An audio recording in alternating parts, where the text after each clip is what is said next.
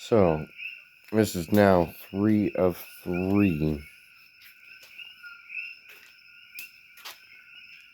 for episode 3, 008. It is dark because it is nighttime. The best time to tell stories. Some stories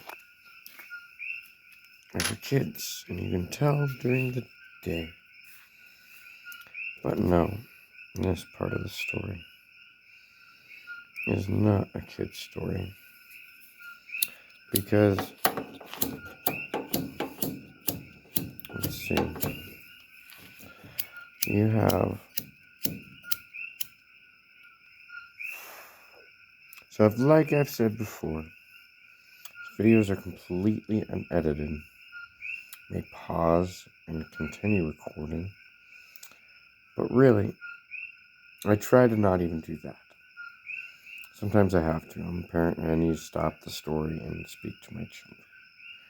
Or I might be doing something and I need to stop in thought or whatever. But this is a biggest part of episode 3. Because Albert has now explained to 008 what exactly.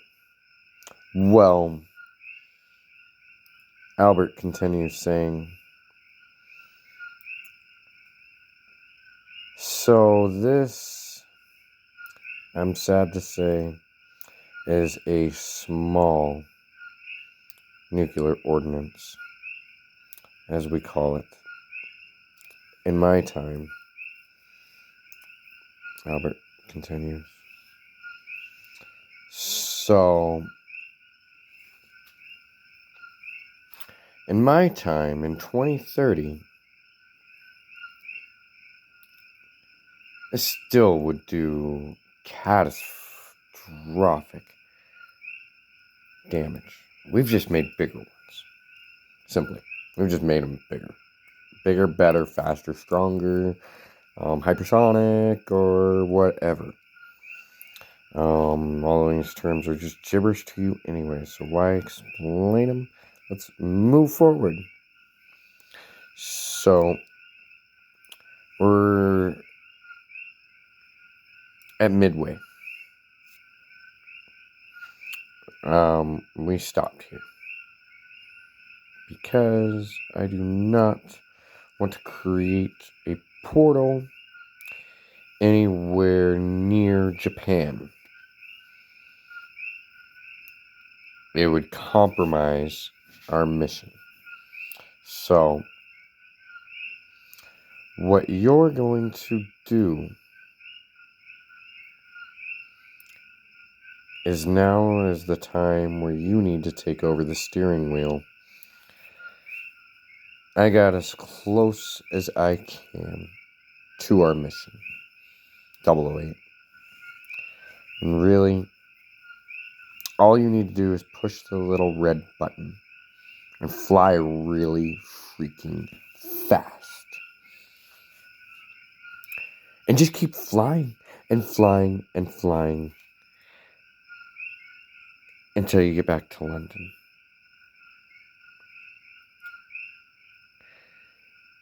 You're flying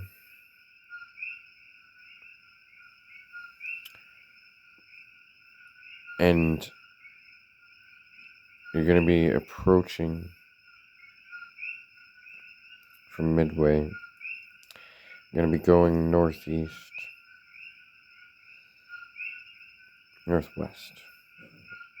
You can go northeast, but we're going northwest. So, as I stand corrected, once again, 008 continues saying,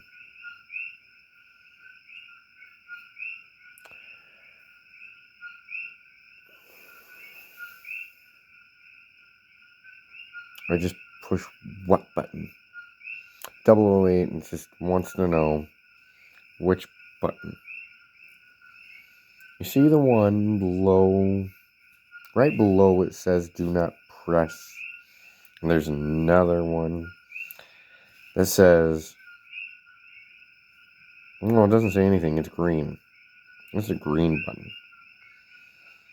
Well, that opens the hatch.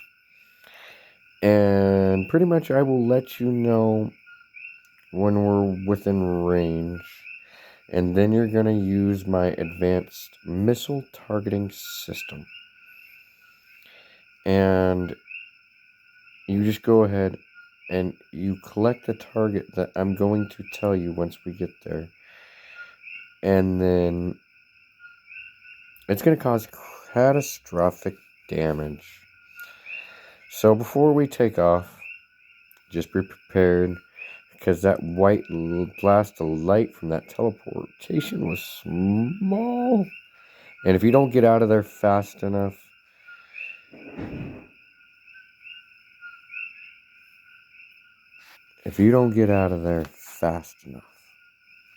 well, I'm sorry. It was good knowing you. And I'm just a computer, and it'll be the end of the war. And if not, it'll be the next chapter, and we'll go to another time.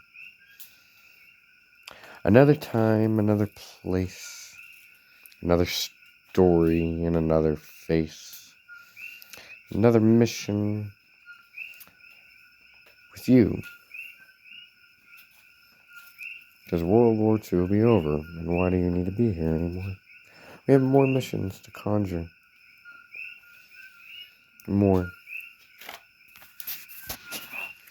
But when and where? That's not a question. When and where? When and where are we going? Well, right now. That's where we're going.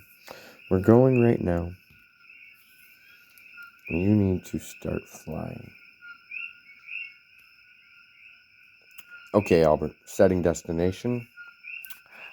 And I'm going to go ahead and increase the accelerators to max speed and see how fast this thing can actually go.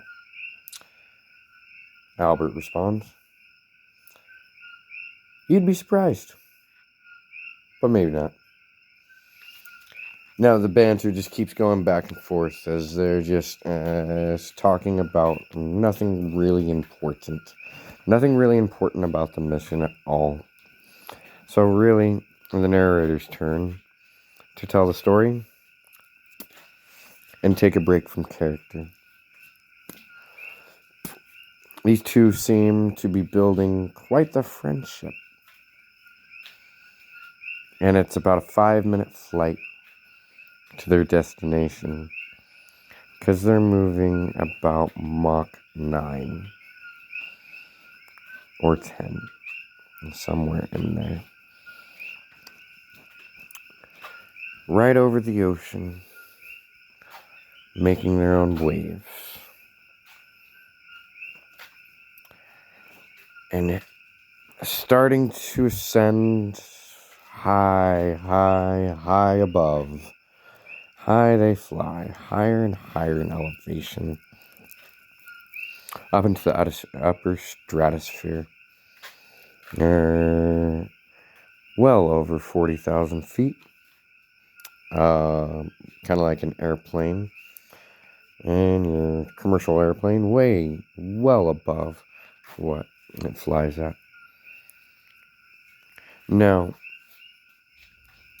slowly descends as it gets to the island of Japan during World War II. So they don't really have too much for technology to even see them coming in the middle of the night. And everyone unawares. And, well, boom. 008 pushed the button. And the bomb went off. And the children cried. And a nation fell. And of course, the rest is still history. I love history. Because often repeats itself.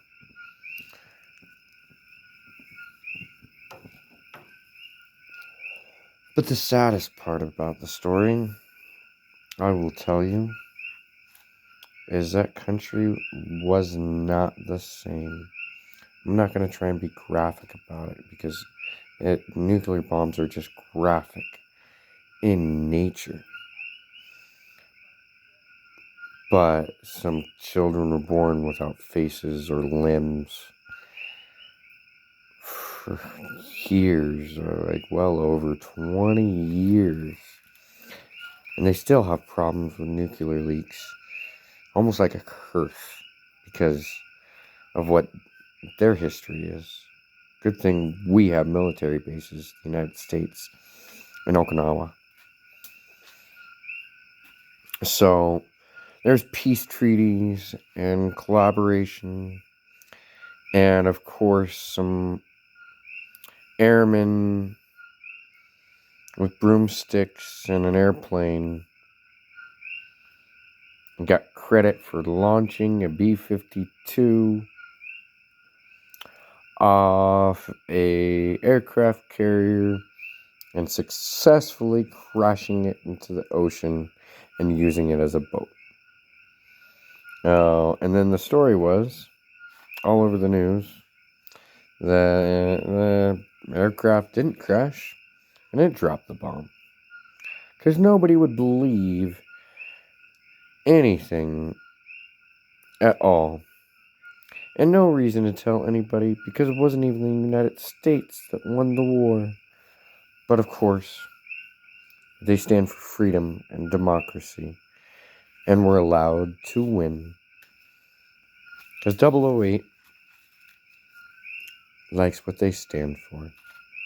Freedom, democracy, choice,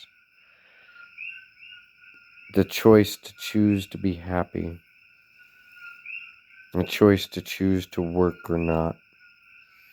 That's the country we live in. We can choose to work and create.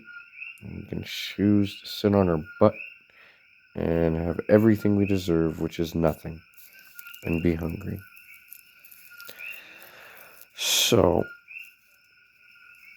my grandparents were World War II veterans, and I never got to hear a single story, not even one. Always wondered what those men did. One was a Marine, an E9, and the other was also an E9, which is the highest enlisted rank you can achieve. Very few men even stay in that long. They stay in 4 years. You'd have to stay in 20 to achieve that rank, I believe. I think. Just from what I understand. And the other was in the Navy and on a ship. That's all I was really told about him. So, of course, I want to tell my children about me. Because I knew so little growing up. So I tell stories, and sometimes they're scary, a little bit, but not too much. I try not to make them too scary. More adventure. And some good, interesting conversations.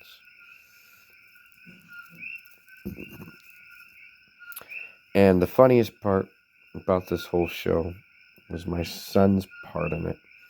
Because I had no idea what he was going to do. Which just made it priceless for me. Made it priceless that my son can go ahead and help me move along the story and actually give me real direction and ideas. Because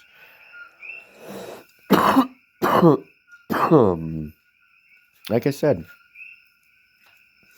this is his story that I'm telling him. And he may not even stay awake for the whole story. But the moment I turn on my phone, he can watch it all. Every minute. And that's not even born.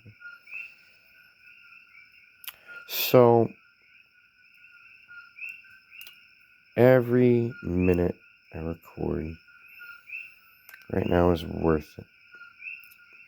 A lot of stressors going on in my life. I see idiot presidents making foolish decisions as I sit home and I take care of my family. As I sit home and do nothing. When I understand a lot and I say nothing at all. Why do I say nothing? When I really should be saying something because nobody else is saying anything about politics. Or are they just not being heard?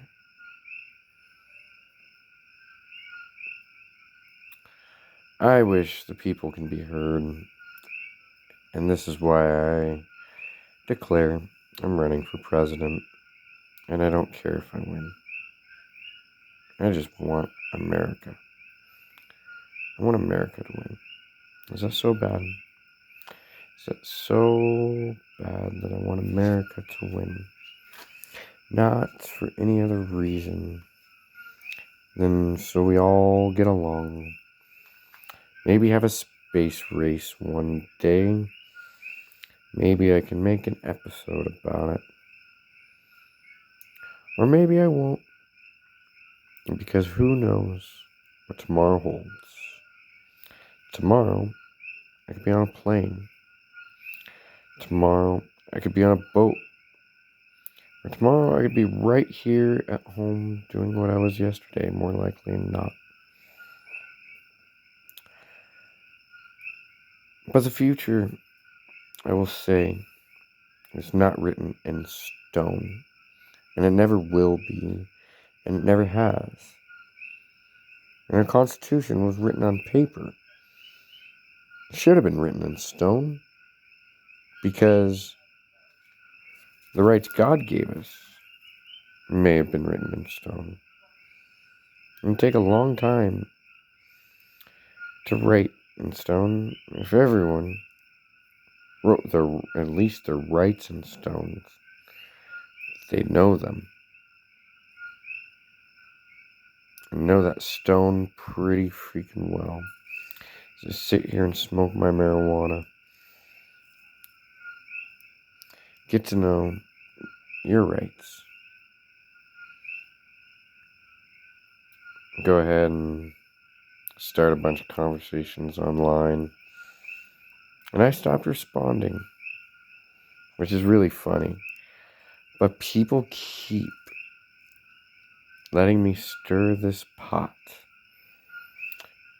And the more I say nothing, the more they want me to talk. So, as I play these riddles, and I play these rhymes, and Einstein saves the world and becomes the hero of the story. Was it he that saved the world? Or was it 008? I think it was the 7-year-old scientist. Because it's all on perspective. The little 7-year-old that wanted to be a scientist saved the world, I say, because he wanted to be just like his dad. Now that love, that parental love from, I'm never sure if Einstein even had a son or a daughter exactly. I think he only had a daughter. But the point is that love for Einstein's son made him